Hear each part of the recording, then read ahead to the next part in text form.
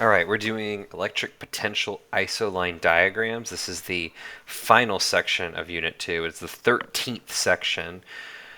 Oh my gosh, 13 sections. Okay. Um, this is electric potential isoline diagrams.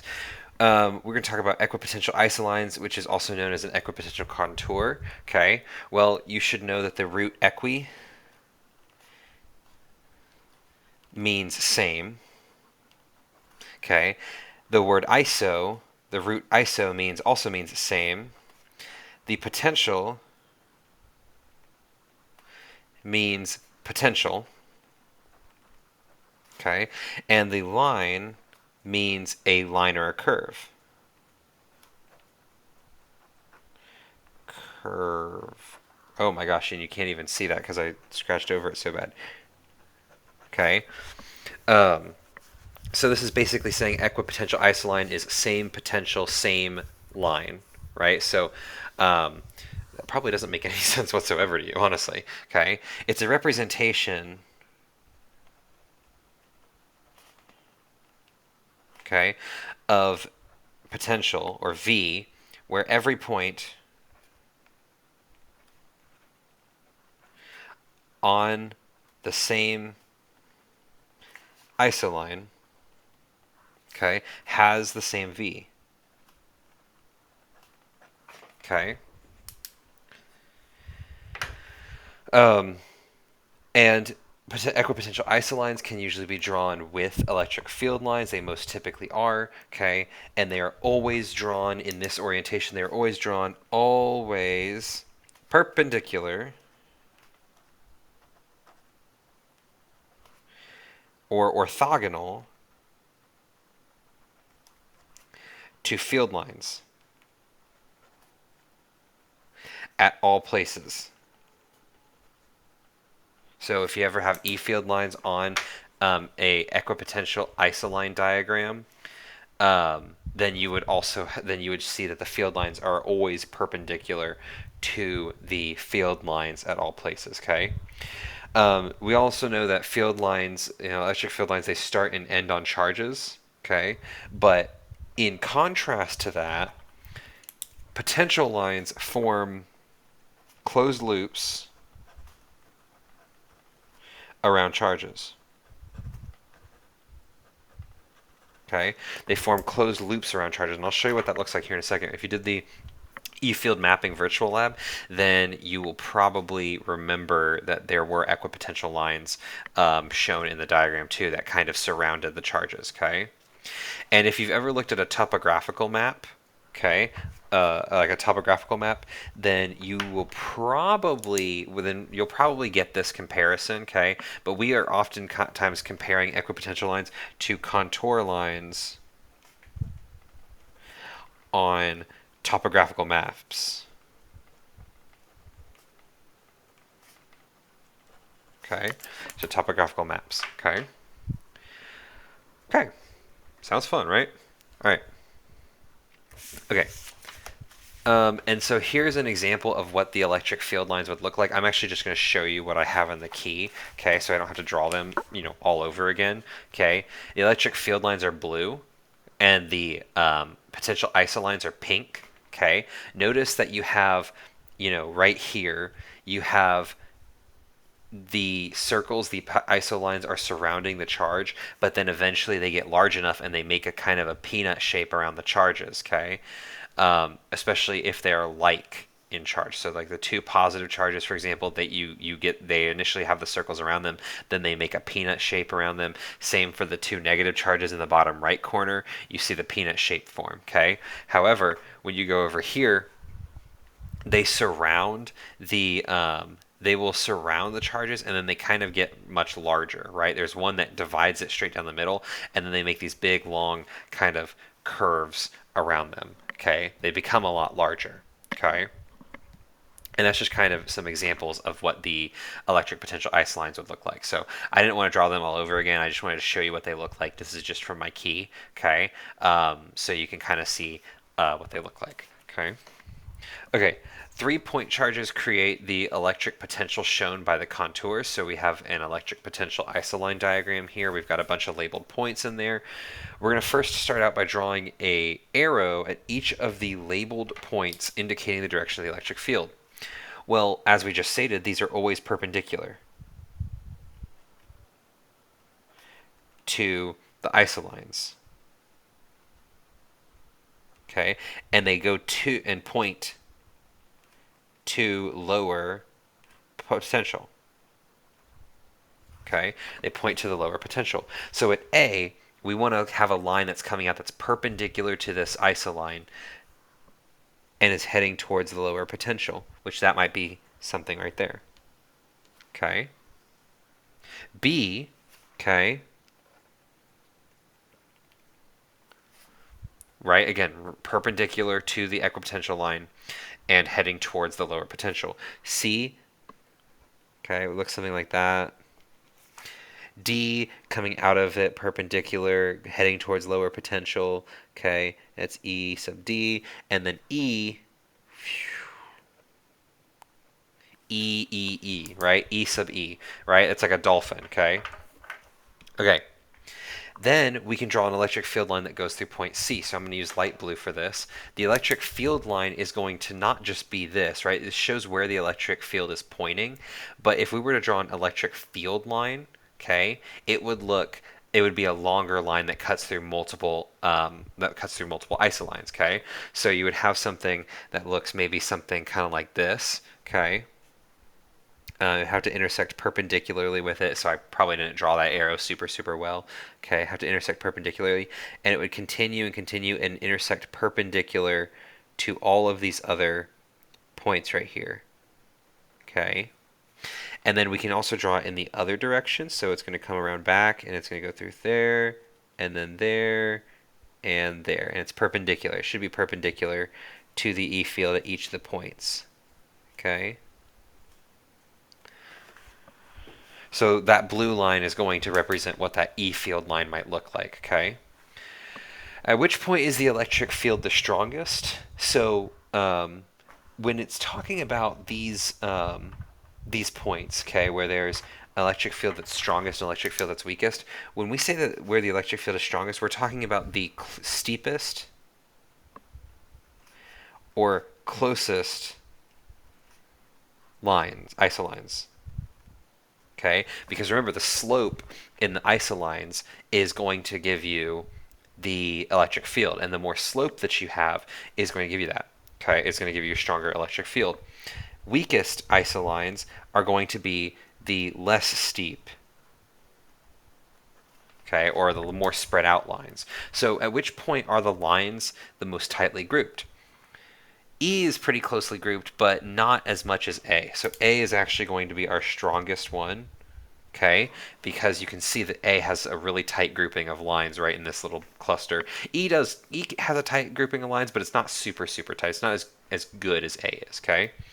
The weakest electric field is going to be where the lines are furthest apart, and you could say it's probably either going to be at B or D. I think both would be acceptable answers, okay? Because it looks like the grouping is just not very good there, okay? We don't know what's to the left of B, if anything's there, so I'm going to say B or D just to be safe, okay? Okay. So if we suppose that the distance between D and E is 6 meters, we can estimate the electric field strength at the midpoint of D and E. Okay, so we got D and E right here. Okay, let's suppose that they're 6 meters apart. Okay, all we got to do is just use the E field is equal to the absolute value of the change in potential over the change in position. Okay, calculate that out. The change in potential, right? Our potential of D is at 0 volts. Our potential at E is negative 30. Okay, so the difference is 30 volts, and it's absolute value, so we can drop that negative, and then the distance between them is 6 meters. Okay, you would calculate it out. You get 5 volts per meter. And fun fact, volts per meter is actually the same thing as newtons per coulomb. So this is the same thing as 5 newtons per coulomb. Okay. Okay. A 5 kilogram object with 0.1 coulombs of charge is released from rest at point A. Okay, if it follows a path to point E, how fast must it move when it reaches point E? Well, this one you can solve with energy, right? If we know that there's, whatever the initial kinetic energy is, plus the initial potential energy equals the final kinetic energy plus the final potential energy, okay? And then you recognize that, okay, well, if we release it from rest, then kinetic energy initial should be 0. And then when it reaches point E, all of its potential should be converted into, or sorry, I guess it may still have some potential, right? We can't say that for sure, right? Because it's not infinitely far away. So we would leave this expression here. So then we would just do QVA equals 1/2 mv squared plus QV at point E. Okay? And then we plug everything in. Well, you can actually simplify this expression because if you subtract QVE on both sides, you can end up getting QVA minus QVE, okay, equals 1/2 mv squared. And then you can simplify this to just be QVA minus VE equals 1/2 mv squared. Okay, and that just makes things easier. We're making our equation simpler. Substitute everything in. Okay, again, we're trying to find V, so we're going to substitute everything in. Q is 0.1.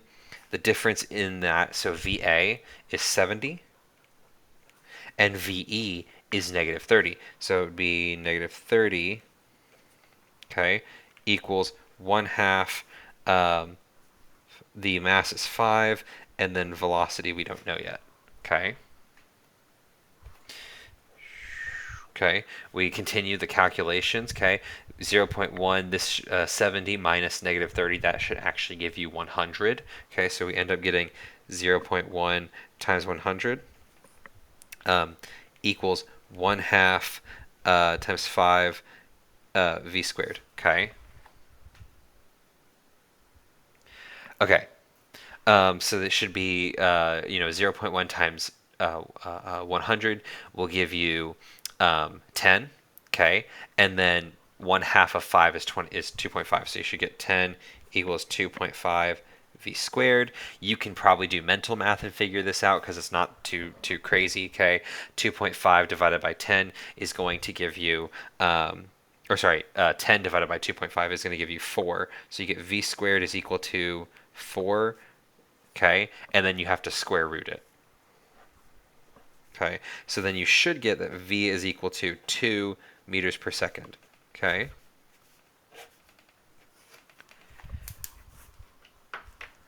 Okay. Let me move this because I realized that I didn't move my camera at the beginning, so you can actually see the whole thing. Okay. Okay, there's that. Okay, pretty straightforward. The object is now placed at point B and released from rest. If it follows a path to point C, how fast is it moving? Well, take a look at the diagram, right? Notice that B, okay, is on the same isoline as C, which means that if B follows a path to C, okay, it's going to go, it's going from a potential of 30 to a potential of 30, right? Which means that there's no difference in electric potential. So how fast would it be moving? Well, if we do the this calculation earlier, right? The difference between VB and VC are going to be the same thing, so they're going to cancel out. It's going to be 0, which ends up being that your velocity would have to be 0, right? So conceptually, we can explain that as saying there is no delta V between B, which is at 30 volts, okay, and C, which is also at 30 volts, okay? So if you release, okay, from rest at B, okay, it will come to rest at C, okay?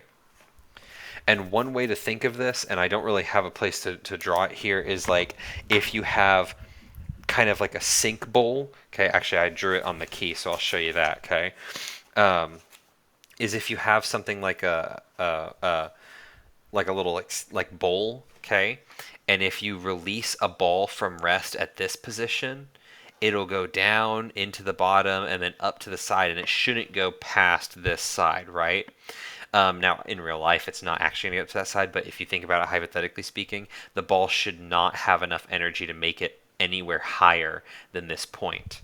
Okay? Because again, it only has this much potential energy. It's getting converted to kinetic and then back to potential. You're not gaining any energy while you're doing that. Okay? Okay. Oh, sorry, I need to flip this way. Okay? Here's an example with some more isolines. Okay, we got 3-point charges that produce these electric potential isolines as shown on the diagram. We've got a ton of different points. Label each or draw arrows at each point to indicate the direction of the electric field. Remember, that's always perpendicular to the isolines and pointing towards a lower potential. Okay, so L, let me just kind of start out here. L is going to look something like this. Okay, M, maybe something like this. Okay, N, P, okay, R, S, okay, U, and then T. Okay, there's a lot of those, right? There's a lot of different electric field lines, but that's how it should look, okay? Notice it's perpendicular to the electric field lines, and it's heading towards lower potentials. Now we are going to draw electric field lines that pass through R, M, and P, okay? So let's start with R. Let's start with R. Okay, R is down here, okay? Okay, when you have R right here, again, perpendicular to all the equipotential lines and heads towards, okay, heads towards the end. So it should look something like this. So it's perpendicular to here, perpendicular to there, perpendicular to there, perpendicular, perpendicular. You get the point, right? So that's going to look something like that. And then, boom. So that's what that equipotential line might look like, and it might continue on and on, right? If you had a question like this on your exam, it would probably tell you that it needs to pass through a certain number of equipotential lines, okay? P, okay? P is going to, again, pass perpendicular to each of the equipotential lines, okay?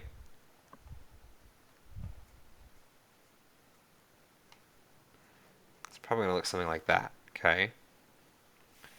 Perpendicular to each of the equipotential lines. I forgot to draw arrows on the other one. I guess it's not a huge deal. Okay. And then this one, go back.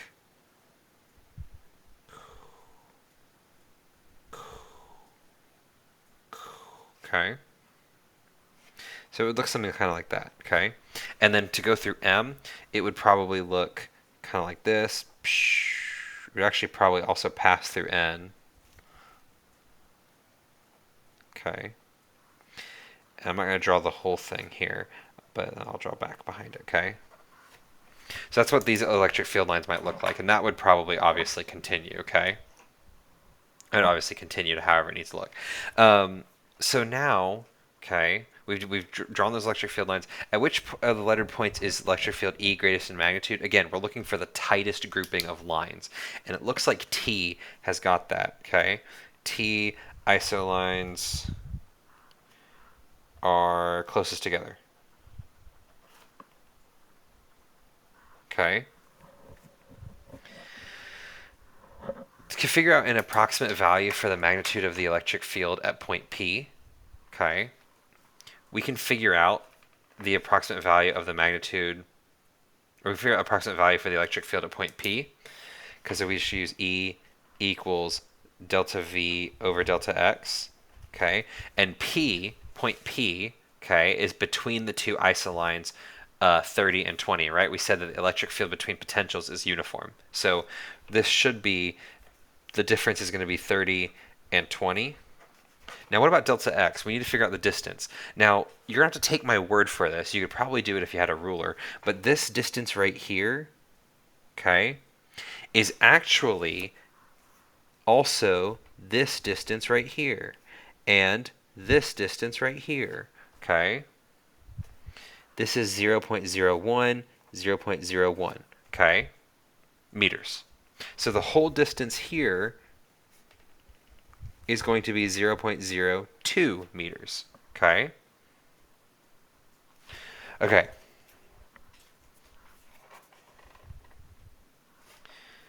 So this will be 0.02 equals 10 over 0.02, okay? And you should get, if you calculate the whole thing out, about 500 volts per meter, okay? Okay, approximate value for the potential difference Vm minus Vs. Wait, that's really easy to figure out. Well, what's the potential that M is at? M is at 40. S is going to be between 10 and 0. Remember, between these two potentials, okay, we have two potentials here, okay, it should be linear, right? So what's happening is that S is about halfway between 10 and 0. So we'll say that the potential at S is going to be 5, okay? So Vm has a potential of 40 because it's right on the line, and then Vs has a potential of 5, okay? And that should give you 35 volts. That's it. That's all you got to do for that, okay? To determine the work done by the field if a charge of 5 times 10 to the negative 12 coulomb is moved from point M to point R, we would need to use work is equal to the negative change in potential energy, which is Q delta V. Okay? Okay. And so then to add into that, like the charge is going to be 5 times 10 to the negative 12. Okay, and again, remember this is negative too, because it's we bring in that negative here.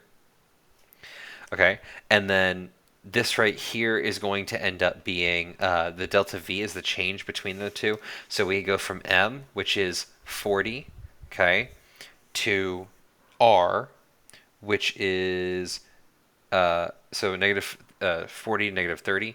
You would just do the difference between that, which is negative 10. Okay. When you calculate that out, all it does is it changes the exponent of this scientific notation to negative 11 because it just moves the decimal over to the left one time, okay?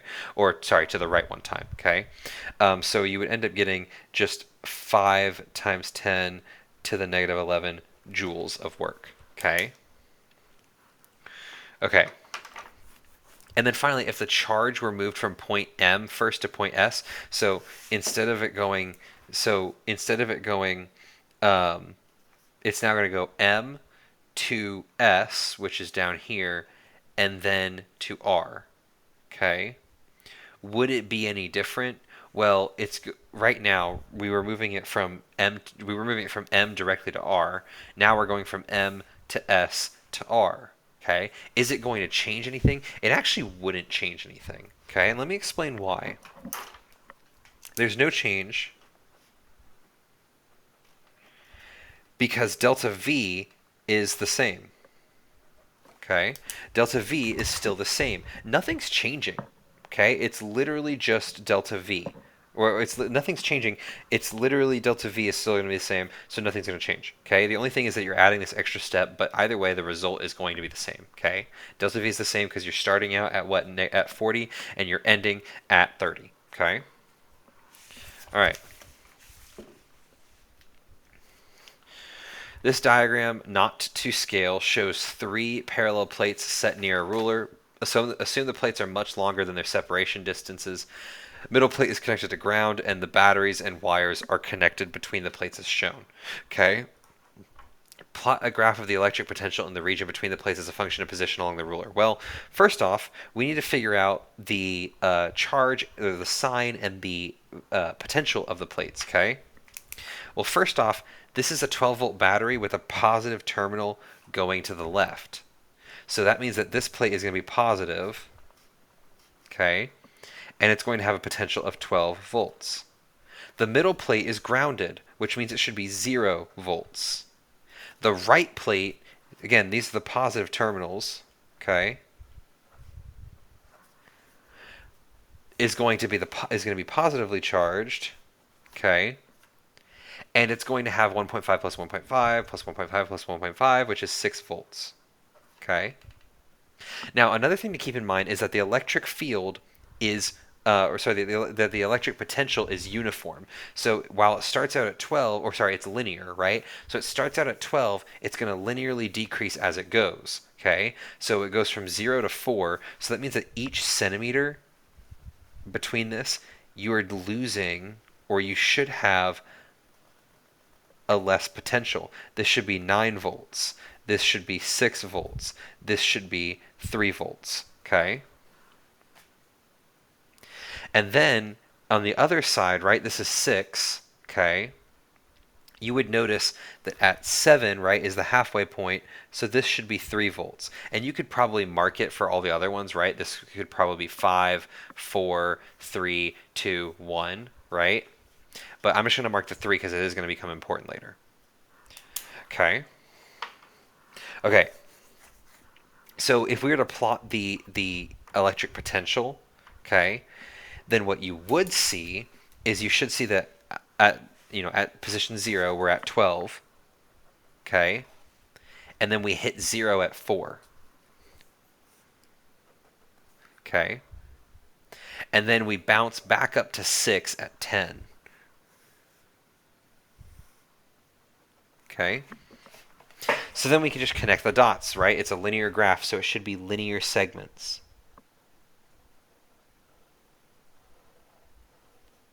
Okay. Linear segment.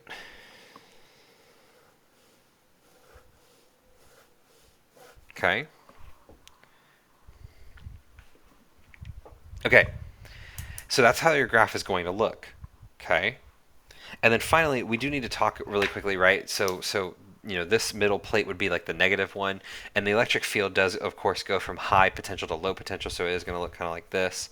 Okay. The orange lines represent that. Okay. Okay. Okay. So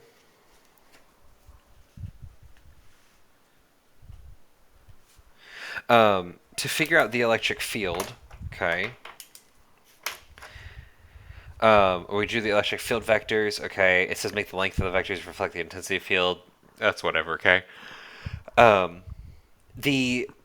What is the electric field strength and direction in the left space and the right space? So you would use E equals delta V over delta X, which you could use to find the, or you can just find the slope, right?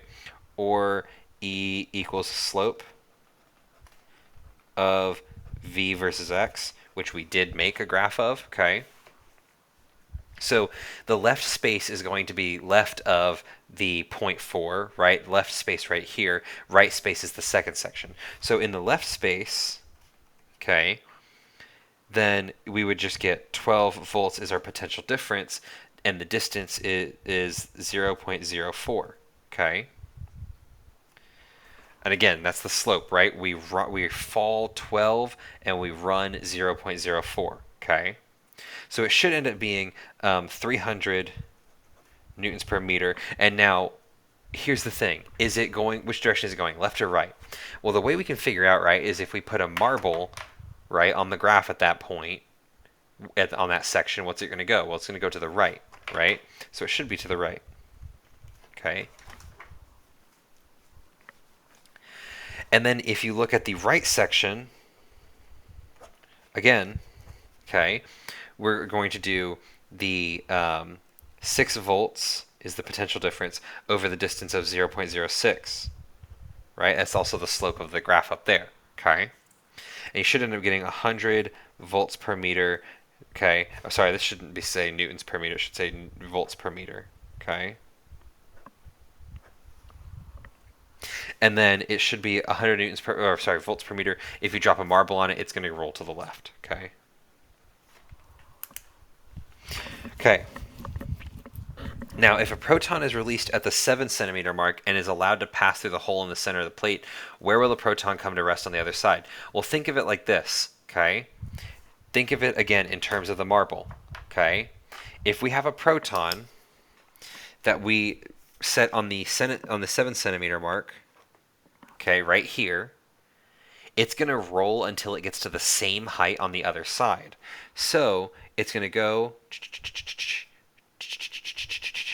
until it ends up right here. Okay? So where would it come to rest? It would be at 0.03, right? Because it only has enough energy to roll down and then come back up, okay, to the same height. Because energy is conserved, right? Okay. So proton released, it will go back up to where proton will go to same potential it was released at on other side. Okay? So that would be x equals 0.03 meters. Okay? Okay. The final example, and this is it. This is page 34. You're finally done. You've made it. Okay, no, wipe the tears from your face. This is actually completely kind of unrelated to the other stuff that we've been doing. It connects here in a second, but it's kind of unrelated in the moment. Okay, each unit in the grid to the right represents 1 meter. Two 5 millicoulomb charges are fixed in place on the y-axis as shown. A 40 kilogram object with a charge of 1 millicoulomb is placed on the x-axis as shown. So we've got this 1 millicoulomb and then the 5 millicoulombs. Okay. Find the net force on the 1 millicoulomb charge. So what you'll notice, okay, is that the 5 millicoulomb charges, okay, are both applying forces on this charge here. Okay, this is F from the pink charge. Okay, and then from the blue charge, okay, this is going to be F from that. Okay, they should be the same because they are the same charge. Okay, so to find the net force, we're going to use F equals KQ over R squared. Okay, and when we plug everything in, okay, you'll end up getting, we only have to solve for one charge too, because guess what? They're both the same. So if we find the force for one charge, we can use it to solve the other one, right? So this is going to be 9 times 10 to the 9th times 1 times 10 to the negative 3rd, okay, times 5 times 10 to the negative 3rd, okay? And then the distance, well, we need to figure out the distance, right? Well, this is in the x direction. It is, 1, 2, 3 away. 1, 2, 3, 4. Wait a minute, this is 3. This is 4. So what has this got to be, right? That's a Pythagorean triple. It's going to be 5, okay? Same thing here, right? This is 3. This is 4, okay? This is going to be a Pythagorean triple, 5, okay? So same thing for both of them. So the distance between them and the charge should be 5 squared, okay? You'd have to punch that into your calculator to solve it unless you're really, really good at mental math, but you should get about 1800 newtons, okay? Now that's not our answer, okay? That is the value of that force. The truth is that we're looking for net force, okay? Okay? The other one, too. Okay. Those angles right there. Now, fun fact, right? Because of geometry, we can also say that these angles, because these triangles are similar, those angles are also represented in these other triangles, right, that we've created down here, okay? And these ones have components that we can solve for, okay? So if you take the angle, you can actually use your trigonometry to figure out what's going on, okay? So I'm going to, off to the side here, try and figure out what is going on. I'm actually going to use these ones right here, because these ones I'm confident in, okay? So that's opposite and adjacent, that's tangent. Okay. 3 over 4. And I am so smart, I know what this is. It should be about 37 degrees because it's on your formula sheet, okay? You should know that. If you memorize it, it's great, but if not, then it's on your formula sheet, okay? Okay, great. Now, I also need to break this down a little bit further for you, okay? You know that and this is the same angle for all of them, right? For all those thetas right there, they're all 37 degrees, okay? Now, I actually need to break this down for you a little bit, right? Because the blue triangle, it's going to look like this. There's our hypotenuse. There's that. There's that, okay? This is the net force, okay? And then this is going to be the x component of that force and the y component of that force, okay? And we've just solved for this angle right here. Well, we're trying, notice, okay, that the x components of these two forces, right? The blue force is pointing to the left and the pink force is pointing to the right. So guess what? They're going to cancel because they're equal in magnitude and opposite in direction. However, they both have a vertical component pointing up, meaning we need to add them. But we need to figure out what that vertical component is, okay? That's going to be f sub y. So using trig, we can actually make an expression for it, okay? If we know, right, I want to use this f right here that we just solved for, because that's something we know. We don't know what f sub x is, and quite frankly, we don't care because it's going to get canceled out, right? So what we're going to use, okay, is this right here, f is your hypotenuse, okay? This is your adjacent, okay? And then this is going to be your opposite angle, okay?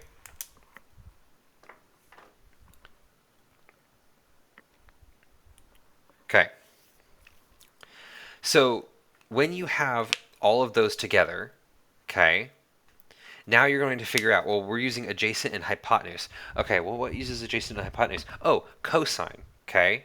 So we can say that cosine theta is equal to the y component of the force over the net force. And if you multiply the net force on both sides, you end up getting that the y component of the force is equal to f cosine theta, okay? Okay.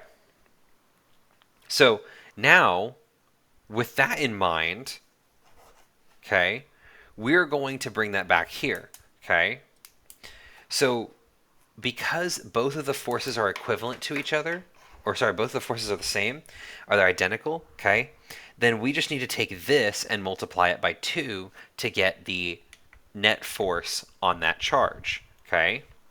So we should get 2f cosine theta, which is going to be 2 times 1800 times cosine of 37, which if you know on the formula sheet, it gives you cosine 37, which is actually 4 over 5, okay? 2, 1800, 4 over 5. And you would calculate that out and you would end up getting 2880 newtons, okay? 2,880 newtons, okay? And that would be your solution, okay?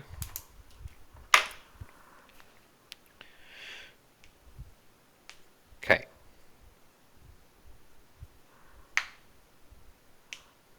Okay.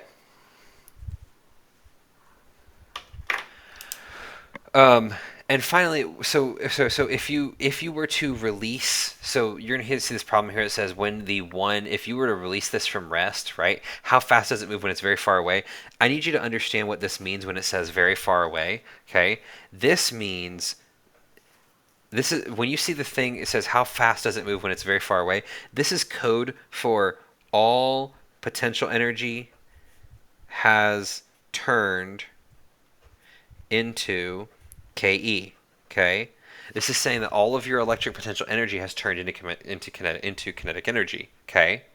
So what it's saying is K initial plus U initial, right? The kinetic and potential energy initial should be equal to the final kinetic energy plus the final potential energy. But if it's very, very far away, the potential energy should be 0 at the end. And if it's released from rest, then the kinetic energy at the start should be 0. And so you get this real nice setup, okay? Well, the total initial potential energy is the sum of the potential that it has between the other two charges, right? This is 2kqqover r equals 1/2 mv squared, okay? Well, then you would just plug everything in. 9 times 10 to the 9. Little q is going to be 5 times 10 to the negative third, okay? And then 1 times 10 to the negative third for our main charge, okay, that we're looking at. And then the distance between them is 5, okay? Equals 1/2 the mass, which is given to us as, what is it, 40 kilograms, okay? And then v squared, which we don't know yet. The left-hand side of this equation, if you punch that into your calculator, you're going to calculate it as being 18,000, okay, equals, and then the right side is going to be 20 v squared. Divide both sides by 20, okay, you should end up getting 900. And then you square root both sides to get 30 meters per second, okay? And that would be your solution to that part, okay? All right, this is the victory lap. This is the final two problems. They're really, really simple, okay? So if you take away that positive 1 microcoulomb charge, the one at the top, there's a single point here where the electric field is 0. So what you should notice is that because both charges are positive, okay, the electric potential is always going to be positive, okay? So if I were to draw what the electric potential might look like, it might look something like this, okay? It might look something like that. We want to find out where the electric field is 0. Well, electric field, right, is, again, slope of v versus x. And look at this. This is a v versus x. Okay? So where's the slope equal to 0? Okay? It should be right here. Okay? About right there. I didn't draw it super well. Okay? So it should be at the origin. Okay? When you're at point P, is the electric potential positive, negative, or 0? Well, look, it's always positive, right? It's always positive, okay? I mean, because they're both positive charges. We already did the potential along the x-axis, okay? Now, how do you think we could change one of those charges to make the potential 0? Well, the only way for us to be able to reach 0 or to even dip into negative numbers is if the charges are opposite of each other. So let's make one charge negative, okay? And if we do that, we're going to end up with a new potential, with a new electric potential, which is going to look something kind of like this, okay? Instead of it making a U shape in the middle between them, it's actually going to make kind of a kind of like a curve like S kind of thing or something like that, right? It's going to look something kind of like this. I didn't draw that like really well at all, okay? And you should notice that your electric potential is now 0 at this origin, okay? However, the electric field is not 0, okay? Why is it that the electric field is not 0? Well, one thing you can think about, the electric field was 0 here, but now it's not 0 because they're opposite charges. They're going to, the electric lines are going to connect and make the melon, right? So now you've got those two charges, they now have a field between them. Another way to think of it is that the slope is no longer 0, okay? That's the electric field, okay? Okay, all right, that's it. That is Unit 2 of AP Physics C, okay? That's all 30, well, that's 34 pages of notes, okay? Oh boy, we did it, right? All right, girl boss it up on the test. You'll do it, you'll gaslight, you'll gatekeep, your girl boss. Got it.